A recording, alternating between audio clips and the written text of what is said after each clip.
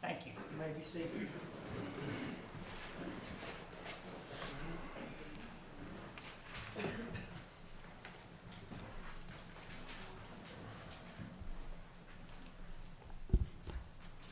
Okay, council.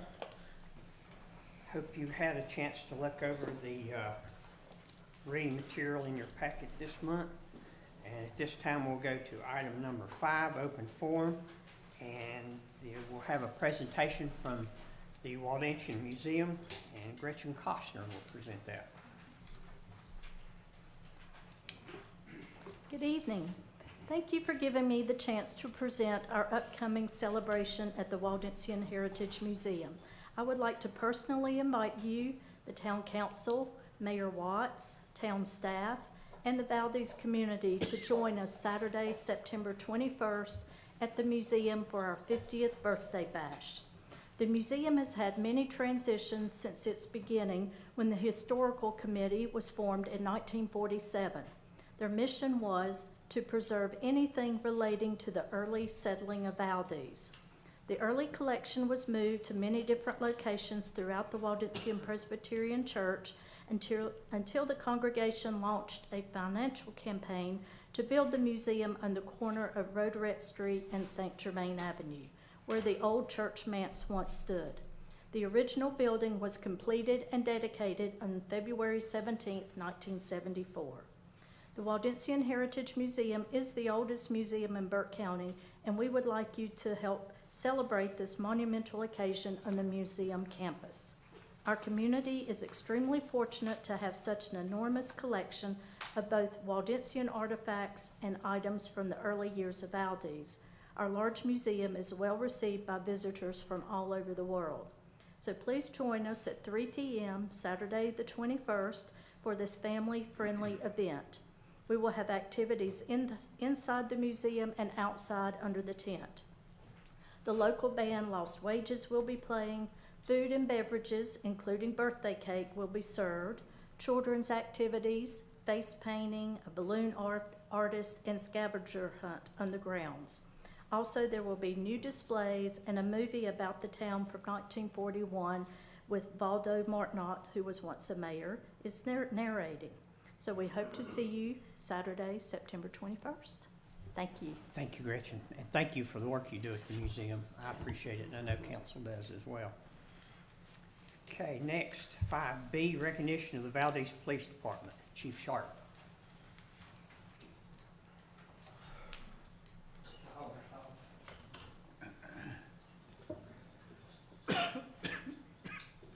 Good evening, everyone. I wanted to take a moment to introduce these two officers to you and tell you about a job that was recently done. Tyler Watson and his supervisor, Sergeant Angley. On Monday, August 19th, 2024 at 12:19 p.m., Officer Tyler Watson documented a report under case number 2024-0424 regarding a felonious larceny of items from a construction site located in the settings, where property had been taken by barge down the river to Castle Bridge and was eventually stolen from there. Officer Watson followed up his report with some self-initiated investigation, working alongside Burke and Caldwell County detectives and deputies. The multi-agency teamwork conducted in this case recovered approximately $20,000 in stolen property on this particular night. Our officer wrote his first search warrant and recovered this property, and it's now back in the hands of many of the victims. And it wasn't just one case that property was stolen from. That was our case that he worked, but upon recovering that property, we recovered additional properties from several other breaking and enterings throughout the two counties. All that property was returned, and it just shows something about teamwork because they worked with two additional agencies outside Valdese, and we also included Public Works, who we recovered so much property, they had to bring a dump truck out to collect it all. And good things. So I just want, you know, them to be recognized for their effort. It means a lot. With that, each of these officers get a commendation letter that I'll be handing to them now.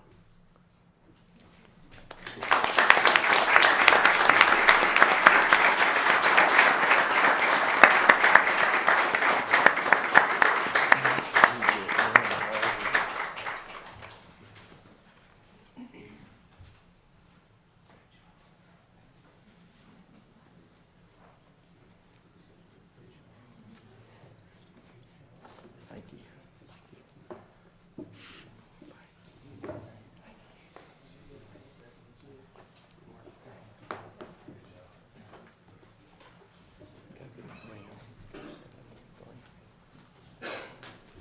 Congratulations.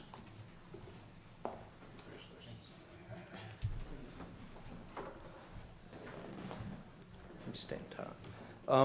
One last thing I just wanted to recognize, and he's tied up right now on an assignment, but our officer Michael Hicks, who most of you know as our code enforcement officer, he does a tremendous job with code enforcement. We have now completed his law enforcement training. So he's been documented and completed law enforcement training, which is his secondary duty. But, you know, should we get in a bind out there and that type of thing, he can break off code enforcement now and come and assist us in situations as a law enforcement officer. And he is completely certified to do that. And had he not been taking animals up to the animal shelter, he would be here to receive his certificate. I'll receive it for him. But great job on his part. Thank you for your time.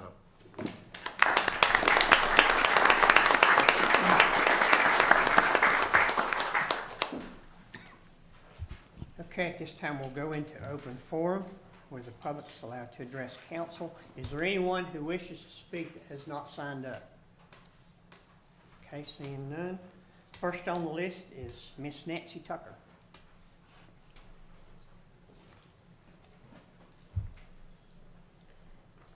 I'm Nancy Tucker. Can you hear me? Is that okay?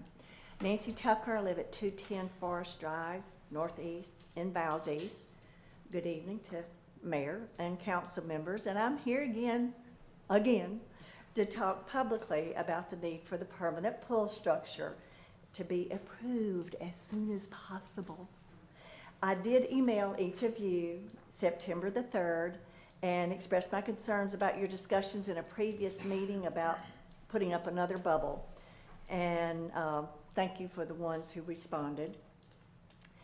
Maybe some of you have had constituents that said they like the old bubble, but they may not know all the pros and cons of a permanent structure, such as there'll be an area for sunbathing. The roof is an architectural fabric that lets the light in.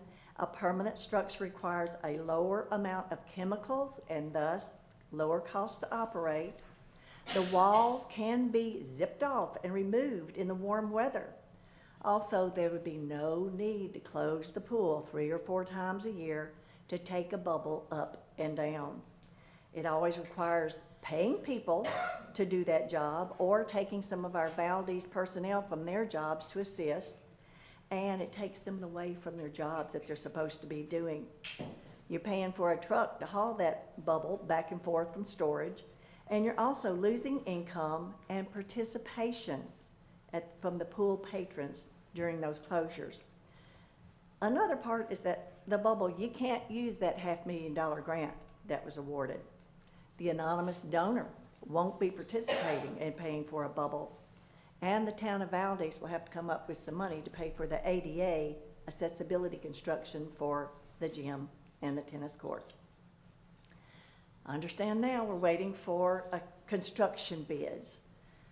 When you look at the bottom line, just remember that all of the positive aspects of the permanent structure and plan for the years ahead, not just the least expensive thing, but or the best budget this year. If a recommendation comes from the council that there needs to be a fundraiser, I'm giving my support to that. The improvements with the permanent pool structure would entice additional memberships in our recreation center, and Valdese can be viewed as a town that cares about its citizens and enhancing their quality of life. And I invite each of you to come and enjoy all the offerings at Valdese Parks and Recreation Center and see what a fine facility and staff we have. It is a great facility, and we're just trying to make it better. There's just one more thing I would like to express my appreciation to the staff of the Recreation Center and to our Masters swim team coach, David Anderson. We hosted the Unifor Area Senior Game swim meet this past May.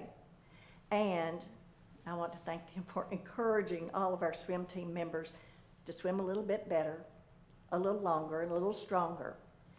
Our team will be representing our area at the North Carolina State Senior Games in Raleigh on September 21st. And all of this is made possible by year-round swimming available here in Valdese. Wish us good luck and fast swim times, and thank you. Thank you. Mr. Brady Linkus.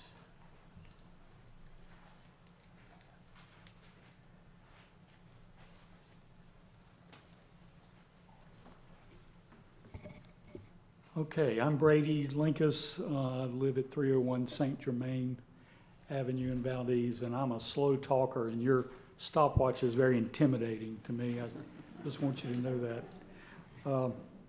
It was last December, on the 18th of last year, that the discussion of hiring a new town manager was hitting everyone's radar.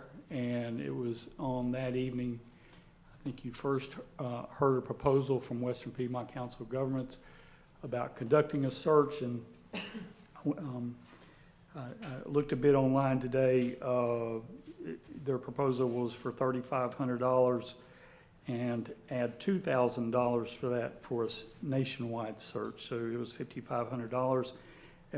On that evening, Councilman Harvey moved to table that discussion until we could conduct I suppose, a nationwide search for a search firm, and that was conducted. And then, if you just follow me up through February,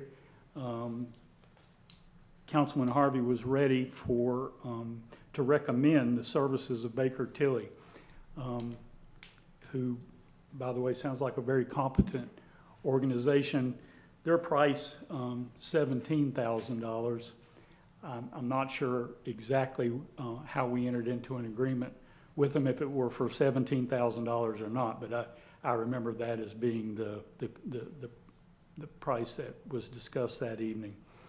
I think the timeline that we talked about then, as that search kicked off, was to have someone in place maybe as early as late June or July. And it's, I don't know, like an alarm has gone off in my head. We're looking October down the barrel here, and I'm just not hearing anything from you. And I'd love to know how it's going. I've got a number of questions that I think, particularly because you went with a much higher search firm, a much higher priced one, I know you want to let citizens know how it's going, and I've just got a list here, and I'll just run through them quickly. How many applicants has the search produced for you? How many qualified applicants has it produced? How many interviews have you conducted? Have you made any offers? What's the plan going forward, and is the search firm still engaged? Because I've been a part of a few of these kinds of searches, and I know momentum can be high and activity can be high, and then it kind of trails off. What is their engagement now, and/or have we paid them what we owe them, and is the agreement ongoing? When I look at the agreement that first appears in the minutes, it sounds like it says that the agreement will remain in effect for the period necessary for successful completion of the project. So unless that's been altered in some way that I'm not aware of or I've overlooked, then I suppose it's ongoing. And perhaps that's a good thing. I just think it's time to get whatever the problem is out in the open, and let's begin to hear why this search is stalling. This is a beautiful place. You have wonderful department managers here. It's, to me, if I were in this line of work and I had the opportunity to come here and I were qualified, I'd be interested. So what's happening? What do we think the problem is? And the last thing I would say, I'm just thinking of our directors and managers. If you don't think it makes a difference that it's business as usual with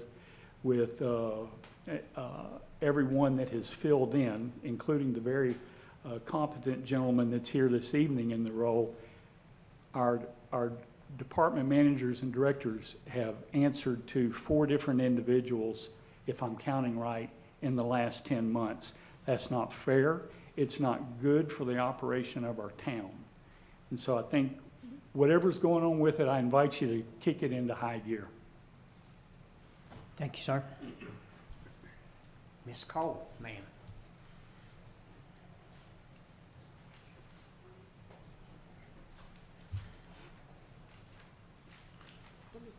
Push it all the way down for short people here. I'm Jean Marie Cole. I live at 705 Valdese Street in Valdese. 30 years ago, while my husband was stationed in Brussels, Belgium, we purchased that house and moved into it 6 months later. And since that time, we have been avid users of the pool, before the bubble, during the bubble, and during the interim now, praying that we will have a permanent structure erected. There are many reasons that we should look at having a permanent structure. So Valdese Pools joined a group of public, our staff joined the groups, and they looked at pools, they looked at pool covers, they've looked at bubbles, and they've looked at what you can find in structures, and I think they have found one among the many structures. It's one that's affordable for our town. So technology developed a permanent structure after they developed bubbles. And this is advantageable because it is never has to be removed. Excuse me. It is just a matter of removing side panels and putting them up. That can be done not on any particular schedule, but absolutely by the weather. There are many more reasons to choose a permanent structure over a bubble. And when they were talking earlier, I remember last December, January, somewhere in there, with the fog, that we all swam in the fog, and you were lucky if you saw 3 feet in front of you. Thank you, lifeguards, for being willing to put up with that. But that was only one of the many things that's never been mentioned in public, but there are many conditions that come with a bubble and changes in weather. The cost analysis shows that although the initial cost of a permanent structure is more than the cost of a bubble, the annual cost of maintaining that structure will be less. Manpower and the equipment needed to put up and take down a bubble, as well as storage at Public Works. The minimum manpower to remove and store panels is much less, and they will be stored right at the rec center, so you don't have any of the having to move them back and forth and tie up room at Public Works. Time to make the change. A week or more, depending on the weather, is what it takes when you put a bubble up, when you take a bubble down. And a day or two is all that it would take to do panels. I'd have to tell you the actual time exactly, but those panels can be taken down and moved back into storage at the recreation center itself. So it would be very fast, and we'd only lose a couple of days on the time on both ends of doing that. There's a large savings on chlorine in the summertime if we go with a permanent structure, because the sun is a big destructor of chlorine. I never realized until they were saying that, how much we spent more on keeping the pool water safe in the summer than we do in the winter. Failure to have a permanent structure means that we will lose the $500,000 grant that was based on AD access ramps to be included with that money. Also, we will lose a private donation of $100,000 pledge, and probably it will be a lot harder to get public contributions for a bubble than it will be for a permanent structure. Eventually, the rec center will be required to meet ADA specifications. This was a great way to get a free pass at putting in the ramps that we someday will be required to put in, and it will cost us the money to do it. Whatever money, the money that is left, and there is a fair amount, will be used to go toward the permanent structure. Handicap access would probably improve a lot of the patronage at our recreation center, both the pool and the other facilities that we offer, because more people can get in there and use them. Benefits of a permanent structure. Cover in the summer would provide some shade and prevent dangerous severe sunburns to both children and adults who would like to swim, but sun can be very damaging to them. Thus, this would increase the number of users even in the very hot seasons. It would increase the parents who have to sit by the side too, because they could sneak in and stay under the shade and their kids could go longer. Call your time's up, I'm sorry. Thank you for your comments.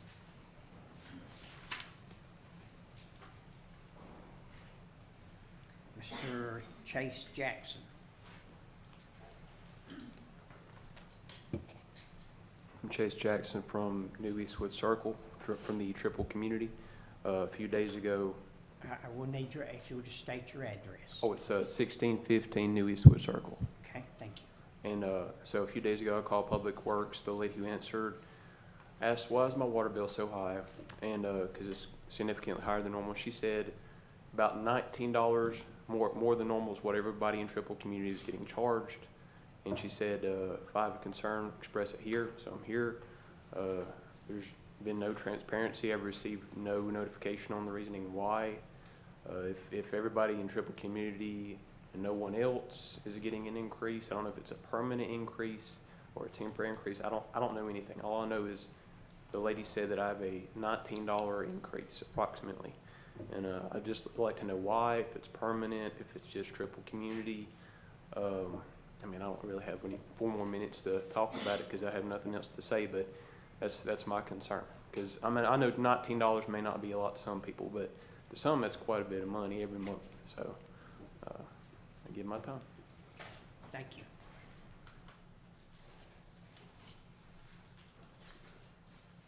Okay, council. Item 6, the consent agenda. Items A through M.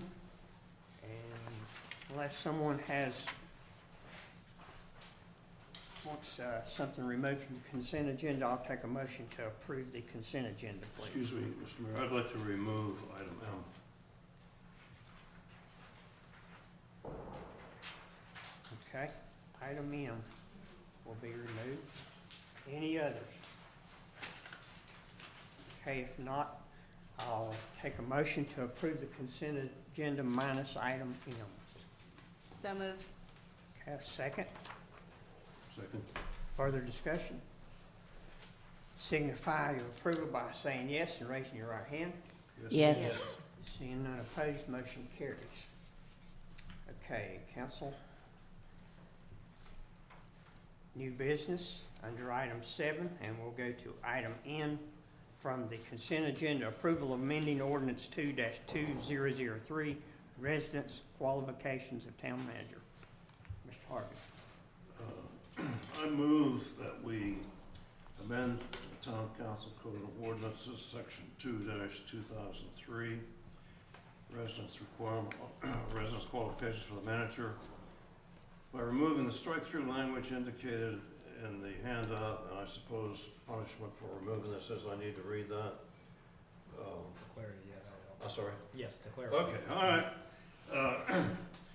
As it reads now, Section 2-2003, Residence Qualifications of Manager.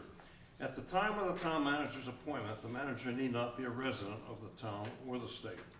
During the manager's tenure of office, the manager may reside within the town, provided, however, after a town manager has been appointed and has established residency within the town council, in its discretion, may waive this residency requirement upon such terms and conditions as the town council may determine. This motion would strike the following words: after the town manager has been appointed, striking, and has established residency within the town council, in its discretion, may waive. It would now read, after a town manager has been appointed, the town council, in its discretion, may waive this residency requirement upon such terms and conditions as the town council may determine. That was, I'm sorry? See if this reads correct.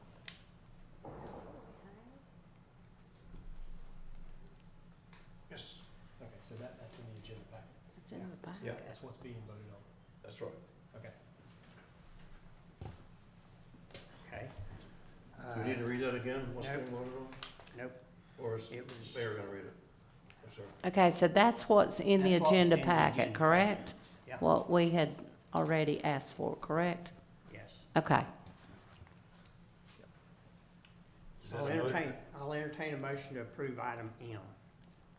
I make a Oh, motion. I'm sorry, I thought I made the motion. Okay. I'll second his motion. Okay, thank you. Any further discussion? Yeah, I'd like to just comment on the reason I asked to remove it. I think for one thing, when we amend the rules of the council, I think it ought to be, there ought to be a little bit of discussion about it, so there's no misunderstanding about the purpose.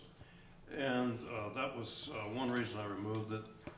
Secondly, I think we do not want to convey to the town, to the citizens, or to any future applicants for the position that residency in the town of Valdese is not desired. It is a great place to live. There's a lot to be said for living in the town. And as we reviewed about 109 applicants and interviewed several of them, we discussed the desire to live near the town of Valdese, within at least 20 miles. Although we made an offer, we still are continuing the search, and I think we need to just let everybody know that we hope that the town manager will live in the town, and I think we might further hope that our department heads would be part of the town as well, and our police officers. And so, one of the reasons that we're seeking and supporting affordable housing is so all this can be made possible. So that's the explanation I wanted to add to that. Okay, any further discussion? Those in favor signify by saying yes, raise your right hand. Yes. Motion carries. Okay, item A, under new business, is a public hearing for the rezoning map amendment number 3-7-24, B1 expansion. Council, this is a public hearing for the rezoning map amendment I just mentioned. And since this is a public hearing, I will now declare the public hearing open, and I'll ask Mr. Johnson to come forth. Sorry. Thank you, Mr. Mayor, council, legal counsel, town attorney. I'm here to present amendment, whoops, let me get to the beginning of it here. All right, here we go, okay. All right, I'm here to present amendment 3724. It's recommended by the Valdese Planning Board, and it's also part of that land use action plan, Valdese Vision for the Future, that was adopted in 2014. Matter of fact, there are members of the community that were a part of that decision and adoption of that plan. The plan itself, let me see if I can get my stuff going here. Okay, one of the items in that plan was to rezone properties in the downtown area to promote the expansion of the central business district. And so, all right, what's going on here? Trying to get my, let me take this off here.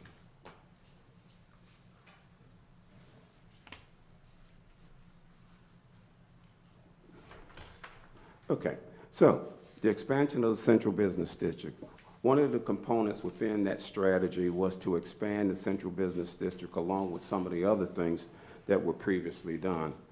If you recall, not too long ago, basically, we undertook several rezonings over the past couple of months to rezone areas to the west of town and the areas to the east of town. This time, we're looking to rezone the middle of town or to expand the central business district, again, in accordance with the strategy of the land use action plan. Now, this expansion is from really Arnott Avenue south, Praley Street east, and Laurel Street west all the way down to the railroad. And these properties or parcels are comprised of approximately 44 parcels, most of which are already zoned office institutional. And then we just have 3 blocks that are zoned R12A residential. This is just for your edification. The fourth part of the land use action plan involves another rezoning of some properties that are along Main Street or contiguous to Highway 70 or Main Street. So let's get into the rezoning amendment. And again, I stand before you with a recommendation from the planning board. It's outlined in the land use action plan to rezone 44 parcels from the current zoning designations of office institutional and R12A residential to B1. This is an ortho. The properties in purple represent office institutional. The ones in yellow represents the residential. Now, we're going from office institutional, we're going from R12A residential to B1. And you can see that the purpose of B1 central business is to accommodate and encourage further expansion and renewal in the historic business core of the town of Valdese, whereby there's a variety of business, retail, professional, culture, and other activities allowed to the shopper. If you see this area here, you can see the area in orange represents commercial in the plan, in the map. That was, again, part of the plan that was adopted by council and subsequently over the past years have been enacted out by the planning board. So let's talk about the criteria to get you to a point whereby you will consider the recommendation. There are 5 criteria, of course, the existing land uses, and we all know pretty much if we're from Valdese, we know what they are in this area. The existing land uses are comprised of residential, some residential uses, some business uses. Also, we have post office, we have offices also within this particular area. We have churches, and again, but the abundance, we do have a lot of single-family homes, but we have churches, libraries, museums, post office, and the likes within this area that is proposed to be rezoned. I'm also required to talk about the neighboring uses. And again, the neighboring uses, we talk about things that are contiguous to this particular area despite rail, street, or any other type of division. So let's talk about and let's see what we got in there. Basically, again, we look at areas to the west. This is manufacturing. Of course, you have a vacant plant, and then you have another operating plant to the west. To the north of this area, certainly we have retail, commercial parking. Also to the north, you have some business offices as well as some some manufacturing parking. To the east, Of course, you have the rec center, since I identified the eastern boundary as being Laurel. And then to the south, of course, you have the rail. So when you consider all of those pictures that I've shown you and all of those uses, I think it's very easy to come to the conclusion that this rezoning will not be detrimental to the neighboring properties, if council so agrees to do so. Let's talk about the traffic. Well, no traffic study was conducted, but we don't anticipate that this rezoning will create any additional traffic as well. Public service, Valdese has all water, sewer, infrastructure in place. We have excellent police and fire protection. So again, this situation of this rezoning will not impact it in a negative manner. The fourth criteria is consistency with that Valdese vision, that land use action plan for the future. And again, I showed you, and I can show it to you again, but the area in the center that's orange represents an expansion, a proposed expansion of our central business district. If you reflect, right, you can see that most of our commercial development is just along Main Street. There is no other opportunity for commercial development beyond Main Street right now. So again, just imagine the opportunity, maybe not in my lifetime or while I'm here, but the opportunity for a business to be located off of Main Street, a boutique or some other business. Again, this is just the rezoning. Doesn't change the use. It doesn't change any of the existing uses. I think Jessica says it's just changing the color on the map. That's all that we're doing. Okay, spot zoning, again, that's the fifth consideration. And obviously, when you total up the acreage, 31.2 acres is sufficient not for this rezoning to be construed as spot zoning. So, as I move toward the end of my slides, I just ask that in your consideration of the reasonableness and the consistency statement, that you be cognizant of two general statutes. I'm not going to read it all for the sake of time, but it tells you about when you adopt or reject a rezoning text or map amendment, that you shall be governed by a statement knowing that your action is consistent or inconsistent with the plan, and I believe I've showed that. The second general statute that you need to be cognizant of is talking about when you are adopting or rejecting a petition,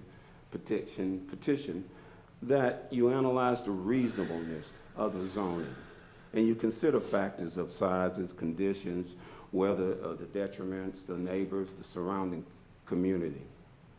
So, what's the recommendation?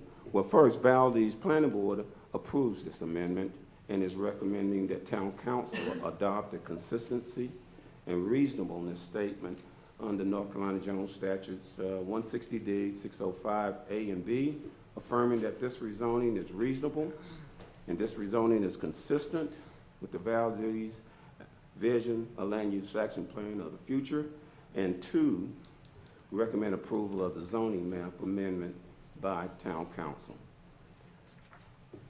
There are some questions, and I'm going to try to anticipate a couple of them for since this is a public hearing, for those that are viewing this or in the room here.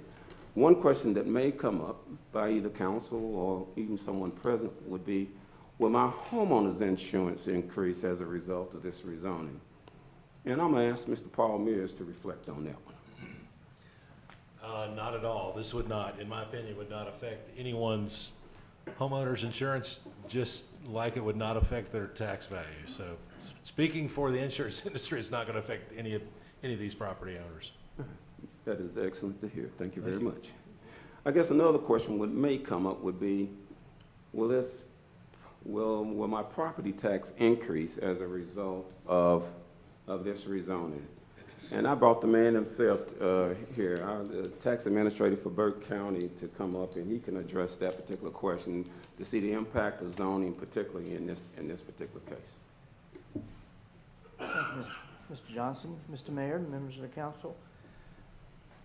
I don't think Burke County Tax Office knows what your zoning is in the town of Valdese, so we can't tax you based on what the zoning is. So seriously, it would not affect your tax values. Thank you. Appreciate you being here. Hey, Mr. Mayor, any additional questions before I take my seat? Council. Yeah, I have one. If I'm a homeowner in this area, is there anything that happens to my home based on this plan? I guess the question would be, are you allowed to rebuild if something happened to your home? Okay, yeah. that your question? I mean, is there anything changing about my home with the adoption of this plan? No, ma'am, nothing changes in terms of the adoption of the plan. The zoning is just determines the use of the property. If there's an existing use, nothing changes regarding that use of property. I would surmise that probably a high percentage of the property owners do not even know their zoning designation. Most of the properties, as I stated earlier, are zoned office institutional, even though they're used residential in nature. So nothing would change in terms of, but I'll go ahead and answer another question would be, if something happened, could they rebuild? The answer is yes, even if it was non-conforming. Mr. Any additional Johnson? questions? Yeah, I have a question here. So the first question would be, did you field quite a few phone calls? Because I haven't received a call from anyone concerning this. I don't know if any other member of council has, but you probably have entertained several calls. And if you have, were there any calls with questions such as, is central business more restrictive in what it will allow versus office institutional? Could you address that maybe? Okay, the first question in terms of, and I apologize, but excellent question, Councilman Mears. Yes, over 70 letters were sent out to property owners impacted or affected by the rezoning, and also adjoining property owners. Out of the 70-plus letters, I received 6 calls or emails regarding a request. All were supportive of the rezoning. Nothing negative. They just wanted to know what it was about. They supported the rezoning. 2 supports of the rezoning. I just wanted to know, one was what happens to my property, which I conveyed to them, and that was fine. Now, the second part of your question was? Moving from office institutional to central business, if the council approves this zoning request, will it affect these property owners in that central, the central business district is more restrictive in what it will allow or disallow? Is that? The answer to your question is no, because all of the uses in the central business district in B1 that's currently on the books and that is proposed under the UDO, all of these current uses will be permitted are permitted. So in other words, the office institutional uses are currently permitted in the B1. So nothing would change with respect to that. If I may just comment on that, as I looked at the zoning ordinance, I saw a list of things that were permissible to have in the office and institutional zone. The list on the B1 zone was about twice as long. That is correct. Is that about right? That is, for right now, it is, yes. But some of the uses, such as, let's throw an example, maybe a laundromat or automotive sales and services, that wouldn't be permitted in a B1. So there are some uses that you would find maybe in B2, you may find even office institutional. But in this particular case, churches, governmental buildings, residential, museums, all would be permitted in the B1. And again, that's going to even change further in a couple of months when council is presented with the UDO, whereby you will see some significant changes, additional changes in the B1 to ensure any concern by the resident, current resident regarding this expansion. No problem at all. Everything will be permitted outright. It will be precisely clear. So, there you go. This, Mr. President, this is a public hearing, so any citizens may speak Well, up I'll and get ask to that when questions. it's time. Right. Yes. Yeah, so, you know, in my opinion, citizens who were affected by this, property owners all received a letter about it.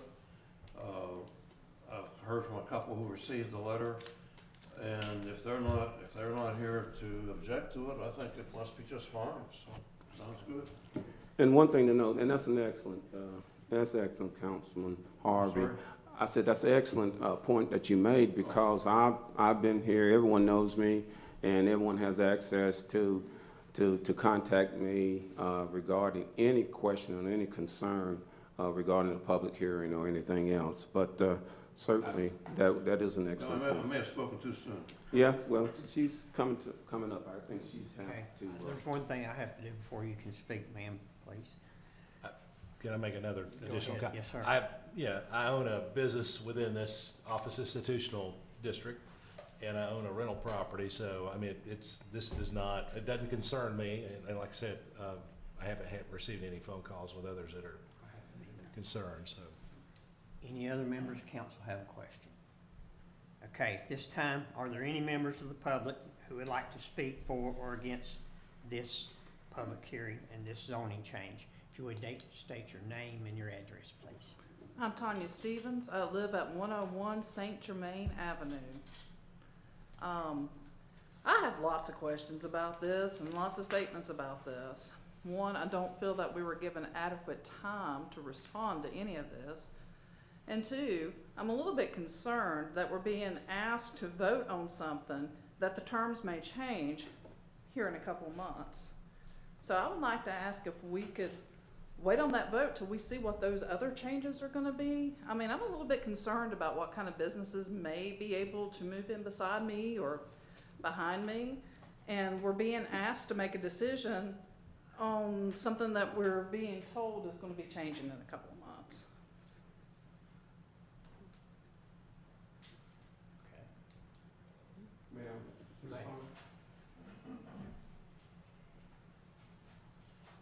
Again, excellent questions and obviously concerned by a citizen. As a matter of fact, this is one of citizens that attended a session that we had some time ago on the rezoning across the board. When I make the statement about changes, I was talking about right now we have 50 uses that are identified in the B1 General Business District.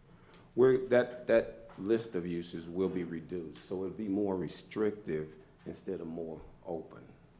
So I don't think there needs to be any concern about that. When you say change, it's only reducing the number of permitted uses to going down on those uses to address any concerns. And then the second part of that is to ensure that the uses that people may view as non-conforming or shouldn't be part of the B1 has an opportunity to operate. Residential is permitted under the UDO as being permitted by right. That meaning it is allowed. Churches, all of the existing businesses that are currently operated will be permitted to operate by right, not with council approval or anything of that nature. On the point of notice, I understand if you did not. I'm gonna put that on the post office, and I say that because we did the general statutes require that we advertise at least 20 days, at least 2 weeks prior to the hearing. So we advertised 2 consecutive weeks. We sent out notices, first-class mail, to all of the property owners. That mailing was certified by the town clerk for all property owners as well as adjoining property owners. So while there is concern about the notice and the time, we did follow the general statutes requirements for a public hearing on this request. And I would respectfully request that you consider rezoning it. of following through with the rezoning.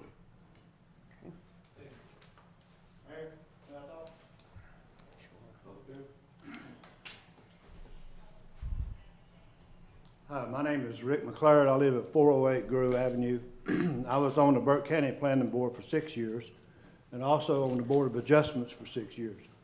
And the whole time, we never talked about anything that happened in Valdese.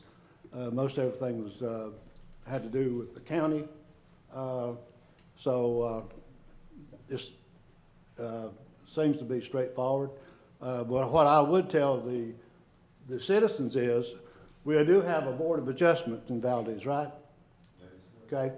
So the Board of Adjustments gives you the ability to come to the town council and to Larry to ask for adjustments on your property if you so needed.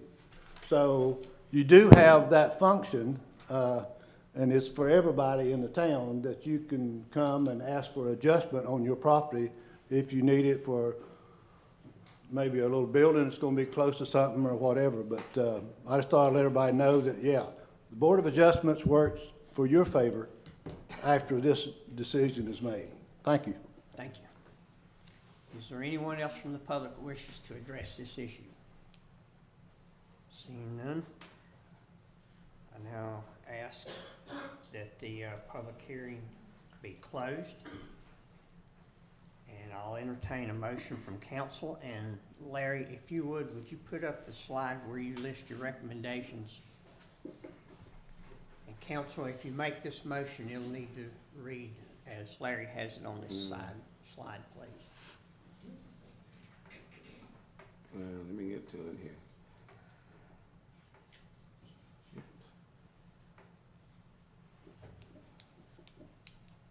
Review, there we go.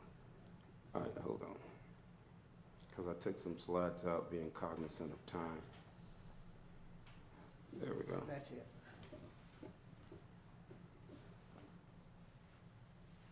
And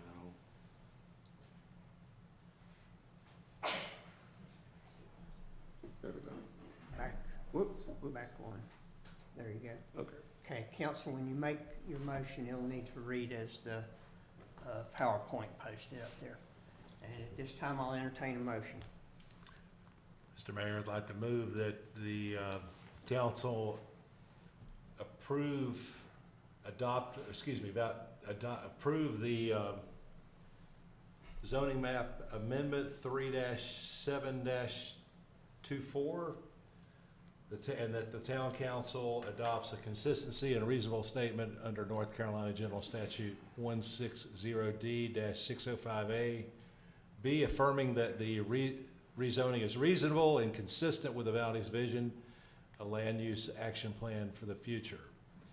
And 2, recommend approval of zoning map amendment, again, as I stated, 3-7-24 by the Valdese Town Council.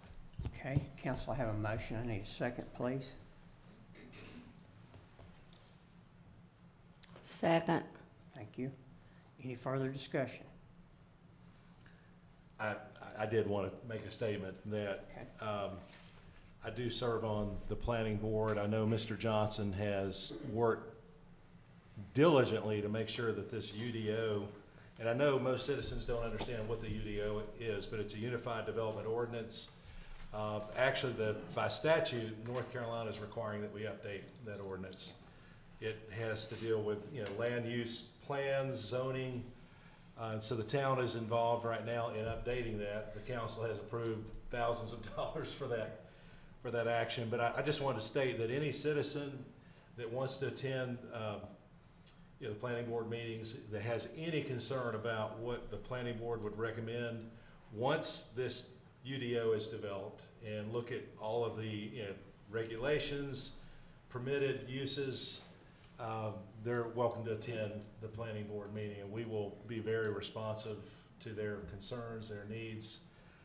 The planning board is not going to approve anything that we don't feel is going to be for the betterment of our town and what we want to attract to this central business area.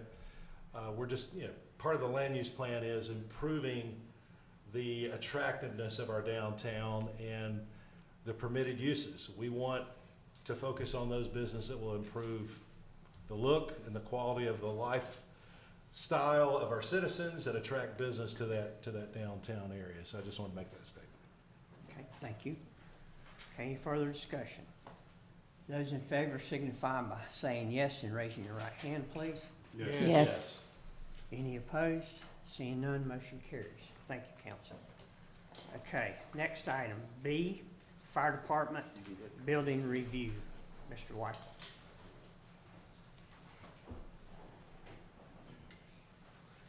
All right.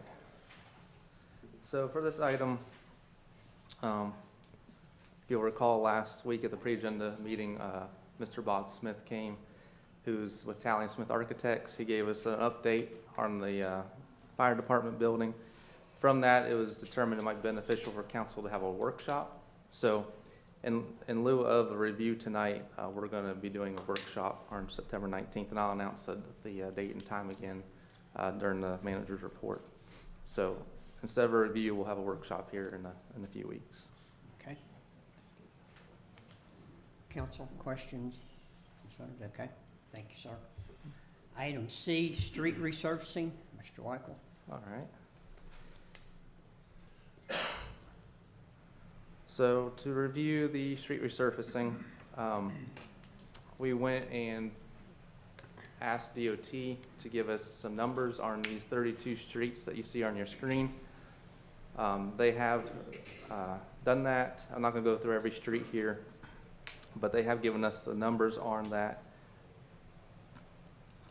And that number comes in at $1.93 million for the contractor to do all that paving work. Involves milling, resurfacing, about a little over 10,000 tons of material in all. And then for the NCDOT to involve their engineers and some overhead on that, their fee on that is $135,000 for a total of $2.065 million. So that would be the agreement with DOT. They would give us a supplemental agreement and reimbursable agreement, which they're working on now. So I'm hoping that we have that by the next meeting to present to council. One update since we went over this last week, they did get back to me and say that the contractor will have through 2026 to get this work done.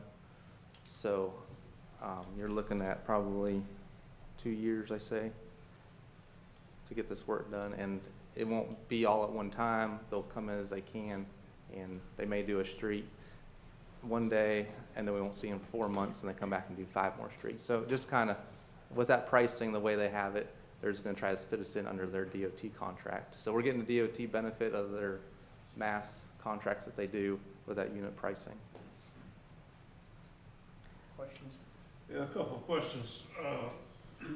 This is about 7.4 miles of streets, and by contracting for the total amount at one time, we would be doing many years of resurfacing at the prior rate that resurfacing was done. I think last at the preliminary meeting, you estimated maybe 15 years back, may have been longer than that even.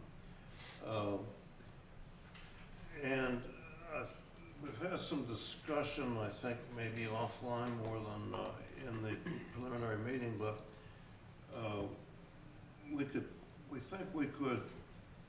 presently we have $500,000 in this year's budget to put towards resurfacing. Yeah, I have that here. Right.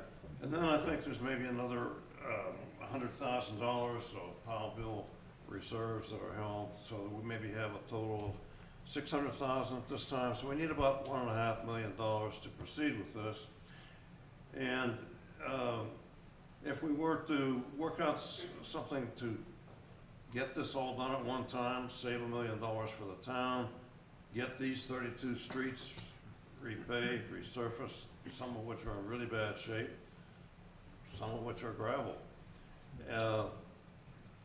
We could finance it 2 or 3 different ways, including dipping into our own reserves, and we could pay it back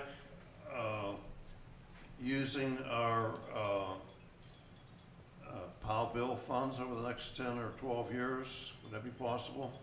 Mm-hmm. Yeah. So the big question I have is there any reason why we should not move ahead at this time and go ahead and request a supplemental agreement and a reimbursement agreement from DOT and get moving on this? Is there any new information we need that we should put this off for another month or two? No, I think they are actually working on those agreements now. They're working on agreements? Yeah, so. So what do we need from the council to move forward? Nothing at this time. This is more informative than anything. So unless there was a big hiccup and we needed to stop DOT from their process, but. We don't need a motion to move forward and proceed with these supplemental agreement and reimbursement agreements? I'll leave that up to the attorney. Mr. Harvey, I think we need to see the agreements. Once we see those, then we will have a motion actually approving those agreements, but there may be some refinement needed before we are ready for approval. Okay, so the agreements are coming. We will get to see them by when, you think? I'm hoping, I'd let DOT know when our next meeting is. I asked them, please get to us before then. I'll have to submit it to Attorney Swanson first for him to review. So I'm hoping by the October meeting, but we're in their Yeah, they're working on their own schedule. Yeah. All right, but we are expecting it this is to be the total amount, right? They've already given us Yes. these bids. I have this all in writing, yep. Okay. Yep. Mr. Weichel, will we have any notice when they're coming to pave a road? Like if it's your road, will you get told a week beforehand they're coming to pave your road, or? As far as I know, we will not, because they're gonna try to work us in as they can. Now, the agreements might specify that, I'm not sure yet, if they have to give a certain amount of notice, but usually how this paving contractors work is if they have because they're fitting us in under the DOT paving schedule, if they have a break in their work, they'll jump over to Valdese and get some work done, and they'll jump back to DOT work. So it might be, hit and miss with them. So there's a possibility they could show up, and next day and say we're paving the street.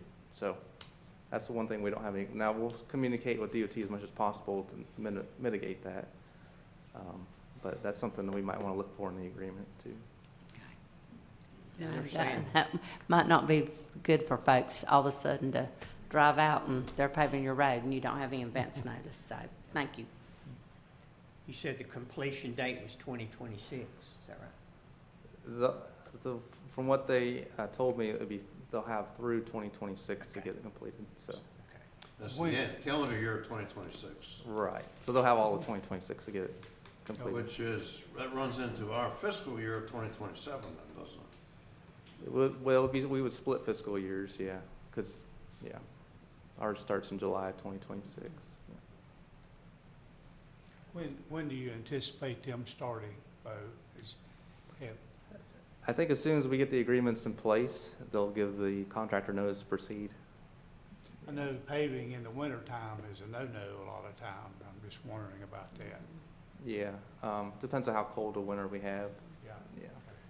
Mr. Weichel, in light of what is transpiring with the police department location we purchased, having to renovate, and also the need to build a new fire department, you feel confident we're moving in the right direction, that we can, I know you'll give us a recommendation once we see the agreement, but do you feel comfortable moving in this direction? I think there's a tremendous need to repave our streets. I love this idea. I mean, it's been, for us as council, if we could pull this off, we could repave over 30 streets in the next 2 to 3 years. Maybe we'll go down in history as a great town council, having accomplished something pretty monumental. Yeah, I mean, 25% of it's already earmarked in this year's budget. So if they're not going to get it done through 2026, that gives you a couple more budget cycles to save up for it, pay for it. So as long as the budget keeps working out that way in the next couple budget cycles, I think it'll be in good shape. Yeah, and the one thing to keep in mind is if we can do this using Powell bill funds can only be used for for streets. So we're not dipping into, we would not, if we can use it If we can do this using Powell bill funds, we're not putting another burden on taxpayers. Everything else we do does, but this would not. Yeah, we get about 150,000 a year in Powell bill funds, so. I think it says if we borrow 191,000, or annual payment be 191,000, then 150,000 of that would come from Powell bill funds. Is that correct? Right. So we would be only responsible for another $41,000. Yeah, yeah. Yeah, that's on a That would be 10-year. over 10 years. That's a 10-year, That's a yeah. 10-year term, but a 12-year 10 years. term or 15-year term would be a smaller amount. And by 7 or 8 years from now, our Powell bill funds will be probably a little more than that. So they tend to increase over time, just slightly. And you can finance that for more than 10 years? I have not found that out yet. Okay. I've heard 10 years is the number that we've talked about. We haven't explored anything farther than that. Right. Just remember, the farther you put it, the more interest we'll be paying on that. Okay. So talk to us about borrowing from our reserves and paying it back over 3 budget cycles. Sure. So we've actually done this in the past for our last couple paving cycles, but basically we've got 500,000 earmarked this year. We need 1.5 million more. We put that in a special fund to earmark that and save it. And so if we do that again next year, we'd be borrowing from ourselves. If we paid it, say we paid the contractor next year the $2 million, they finished miraculously that fast. We paid them $2 million. We take the other $1 million out of our fund balance, but then the 500,000 next 2 budget cycles, we pay that back. Pay that back, So it's yeah. interest-free if we do it. So that way. interest-free, we wouldn't have to borrow. Yeah. Okay. And this paving, I was just calculating the cost per mile. I mean, it's amazing that we could lock into a price that carries us through, 2026, guarantee the cost per mile, but this is significantly lower than our previous expense for paving per mile, I believe. Maybe you Right. can correct me if I'm wrong, but. No, I think we were. This is significant savings versus what we Yeah, spent. 7.5 miles, so I think it's cheaper rate than per 280,000. mile that we've gotten in the past. And because we're getting that DOT unit pricing that because they have such massive contracts. One of the things that we should look at and get some information on is Pilot Mountain in the fall of 2022 repaved all their streets at one time using DOT. And their total number of streets was, I think, 7 miles or 7.5 miles. So that would be a great comparison. We ought to compare notes with them and see how that made out. But I know they borrowed some funds. I don't know where they borrowed it, but it'd be a good benchmark for us to use. The only concern I have is if we finance for 10 years, does that mean it'll be 10 years before we can pave any other streets? That would be my only concern.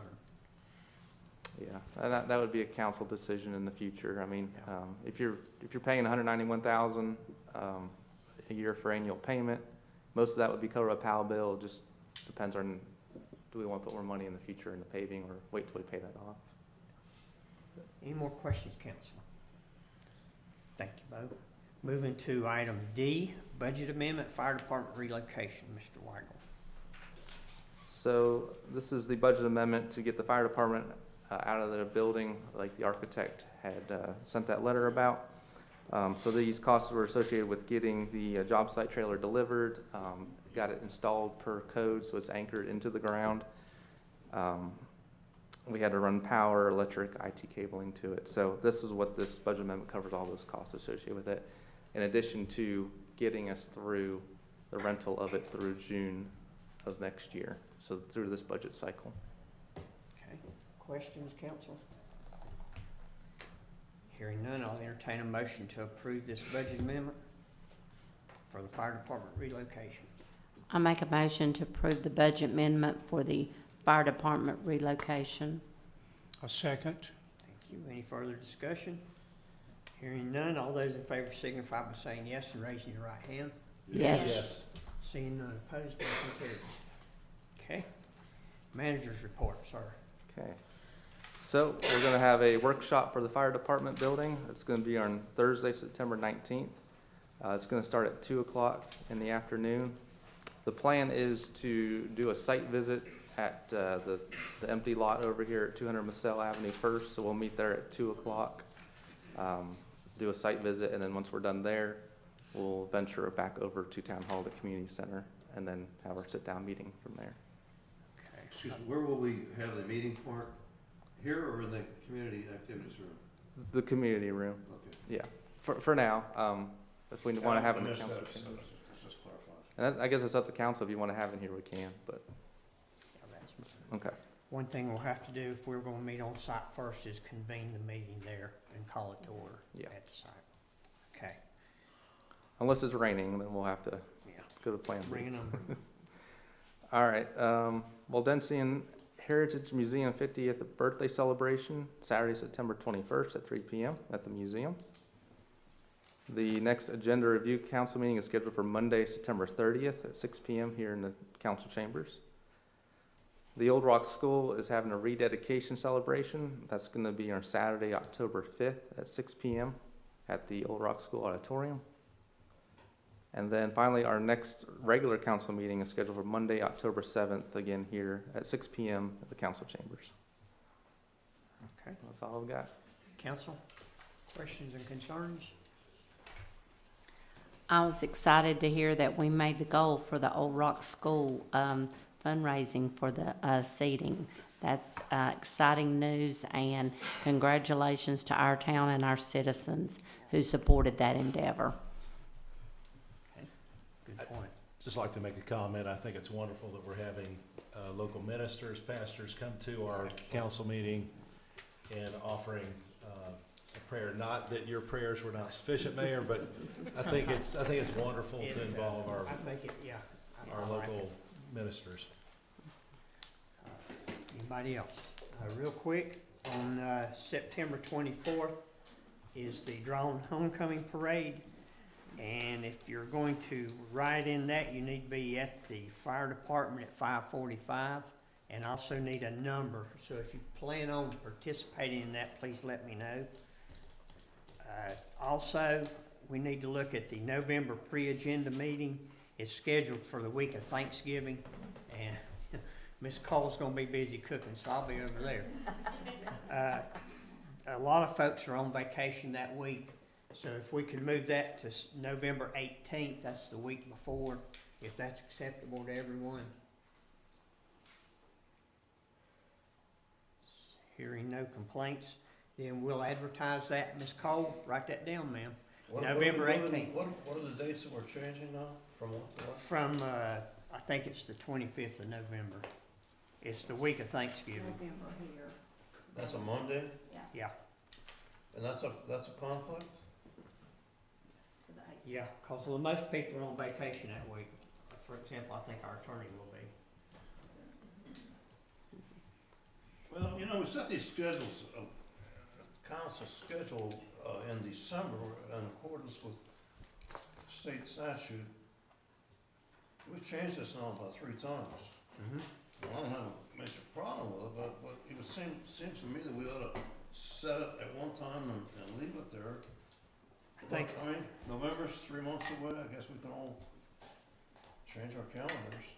I think next year we'll take a more in-depth look at that calendar and make sure our dates are functional. Good idea. Yeah. Okay, I'll need a motion to change that date, please. I'll move, do we change it? Second. I'll second. Okay, all those in favor signify by saying yes and raising your right hand. Yes. Yes. Motion carries. Thank you, council. I don't have anything else. I'll entertain a motion to adjourn. So moved. Second? Second. So be it. Thank you. I appreciate y'all.